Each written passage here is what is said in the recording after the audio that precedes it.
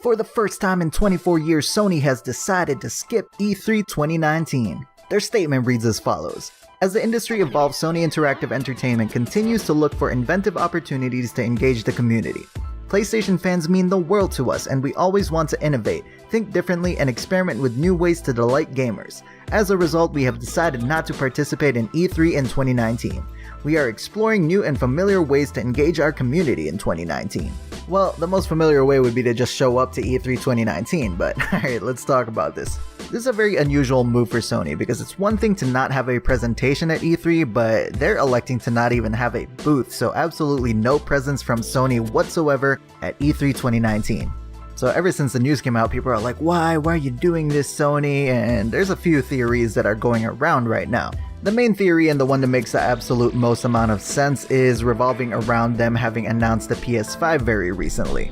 Basically, this console generation is winding down, so anything that's new and in development is currently being worked on for the next generation console, and they don't want to make any announcements about the next generation console because it's not nearly ready for release yet. If it's too far along, they don't want to give their competitors any kind of knowledge about what they're working on. So with that being said, all the stuff that they would show for the current gen would be stuff that we've seen already. So why not just have a booth? Why not show the stuff that we've seen already? Because at a convention where your presentation is graded by how many cool and new things that you showed the gamers, I don't think you want to show the same stuff too many times. Sony could be looking at what happened with Nintendo's E3 2018 presentation, for instance, and they went hard on Super Smash Bros. They didn't have anything else. The public perception was that was a generally weak E3 presentation, thus the stock plummeted, so they don't want that happening. And it wasn't just Nintendo that had a quote-unquote bad presentation at E3 2018, it was also Square Enix, so there's a few reasons why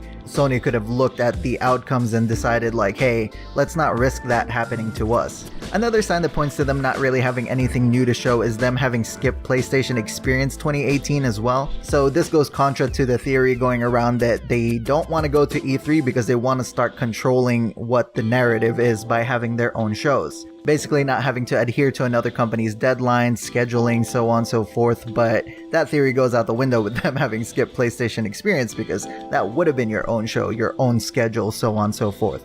I don't know, with E3 being the biggest gaming show in the world with 65,000 visitors and millions watching from home, I feel like you could find something to show. But if you got nothing, you got nothing. I mean, I've been watching E3 throughout the years, and there's been a few times where I'm watching the presentation going like, man, they would have been better off if they just didn't show anything. And I'm not saying Sony, I'm saying various presentations throughout the years. It just so happens to be that Sony does not have anything to show this time. What I do know though is that Microsoft and Nintendo were quick to jump on this little bit of news and make sure everybody was well aware that they're 100% going to be at E3 2019. So it's going to be interesting to see how this plays out without Sony being able to garner any of the praise which usually happens.